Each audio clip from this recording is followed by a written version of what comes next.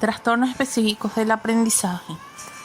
Revisando diversos materiales y viendo esta investigación realizada por Maraña y Luis Lázaro, hablan de que el término trastornos del aprendizaje se aplica en forma general a los problemas que plantean obstáculos al rendimiento académico o escolar. Un niño o adolescente presenta problemas escolares cuando sus resultados pedagógicos están por debajo de sus capacidades intelectuales.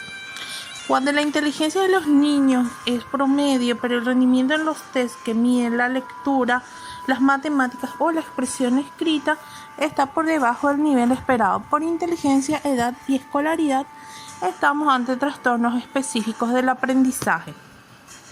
Son individuos normales intelectualmente que poseen capacidad de esfuerzo en la ejecución de conductas observables, pero en la práctica carecen de una satisfactoria capacidad de asimilación de conceptos.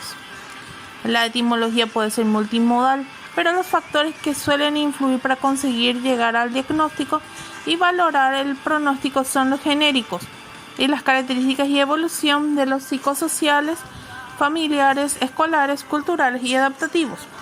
El tratamiento, que será siempre multidisciplinar, y las medidas de prevención solo se aplicarán después de haber analizado exhaustivamente todos y cada uno de los parámetros referidos. Los trastornos específicos del aprendizaje escolar son trastornos en los que desde las primeras etapas del desarrollo están deterioradas las formas normales de aprendizaje. El deterioro no es solo por falta de oportunidades para aprender, ni consecuencia de traumas o enfermedades cerebrales adquiridas. Suelen surgir por alteraciones en los procesos cognitivos, en gran medida secundarias a algún tipo de disfunción biológica. Su etiología no es conocida, pero se acepta el predominio de factores biológicos en interacción con otros, como las oportunidades para aprender y la calidad de enseñanza. Si bien la escuela es un factor a considerar, los trastornos no pueden reducirse a errores puramente pedagógicos. Clínica y forma de presentación. Clasificación. Las dificultades escolares se pueden clasificar por su etiología según dificultades de origen primario, dificultades específicas y dificultades derivadas del entorno sociocultural.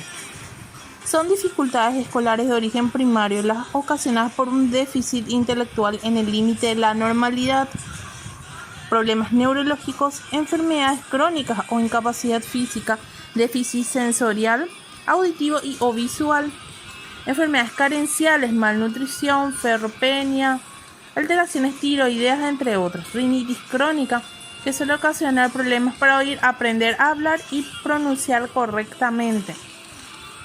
Estas dificultades escolares de origen primario tienen un correlato genético, por lo cual deben ser tratadas precozmente desde dentro del entorno social por el pediatra, familia o profesionales de la guardería. Ya en la guardería esto ya se tiene que analizar y ver los mecanismos de tratamiento que se pueden implementar con el niño antes ya de llegar a la etapa escolar, en donde empiezan los problemas.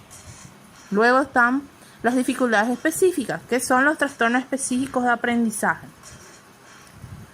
Se dividen en varias partes. Aptitudes escolares, como por ejemplo la discalculia, que es para el aprendizaje del cálculo, la disgrafía, para el aprendizaje de la escritura, la dislexia, aprendizaje y desarrollo de la lectura fluida y comprensiva, disortografía, imposibilidad de aplicar las reglas ortográficas. Normalmente la dislexia, dentro de ella se incluyen a la discalculia, a la disgrafía y a la disortografía, en la mayoría de los casos. En algunos casos se presentan de forma separada, pero en la gran mayoría se presentan todas estas alteraciones juntas. Luego, en el lenguaje y el habla, en donde se desarrolla la articulación y el desarrollo del lenguaje expresivo, que serían la dislalia y la disfasia. Y también en el desarrollo del lenguaje receptivo. Las motoras. Desarrollo de la coordinación motora fina y o gruesa, presentando problemas de lateralidad o falta de coordinación motora. Aunque no es un trastorno específico de aprendizaje, nos referimos al trastorno por déficit de atención con o sin hiperactividad. El trastorno de déficit de atención con hiperactividad adquiere gran importancia por el elevado porcentaje que representan las estadísticas como causa de fracaso escolar. También, muchas veces, un niño con problemas de aprendizaje es diagnosticado de forma errónea con un TDAH, lo cual dificulta el tratamiento adecuado del mismo. Los síntomas asociados al TDAH son, entre otros, trastornos de conducta, dificultades de aprendizaje, problemas de relación social, bajo nivel de autoestima y alteraciones emocionales. En cuanto al aprendizaje, el niño cuenta con una carga genética en las que se destacan la inteligencia, la salud, problemas de vista y oído, la personalidad, trastornos específicos de aprendizaje y trastornos mentales que pueden también influir en el aprendizaje, y los factores ambientales, que son el lenguaje en el hogar, la atmósfera de aprendizaje en casa, problemas familiares, cambios de escuela, absentismo, calidad de la escuela. Y todo esto junto produce progresos educativos no satisfactorios, los cuales dificultan de sobremanera el aprendizaje y acarrea muchas veces el fracaso escolar de los niños. En cuanto al pronóstico, nos tenemos que acostumbrar a valorar los problemas escolares y de aprendizaje del mismo modo y con el mismo método que las enfermedades crónicas. De esta forma conseguiremos un mayor nivel de salud integral y calidad de vida en las etapas de desarrollo, ya que al haber errores de diagnóstico, ausencia de un buen tratamiento, entre otras cosas, acarrea inclusive la deserción escolar en cierto tiempo. Normalmente esto se suele dar en la adolescencia, cuando el niño ya pasa al nivel medio, es decir, en los últimos años, ya que no le ve el sentido a la escolaridad o hay una aversión excesiva a las actividades escolares, lo cual hay que tener mucho cuidado, porque al haber deserción escolar ya hay otros factores que pueden influir en el chico. Y muchas de estas cuestiones que decíamos, tanto las causas como los resultados de un mal aprendizaje, acarrean el fracaso escolar y luego la deserción. Y cuando hay deserción, existen ya otros factores a tener en cuenta, como el posible contacto con bandas, contacto con drogas, alcohol, tabaco, entre otras. La famosa mala yunta, malos amigos.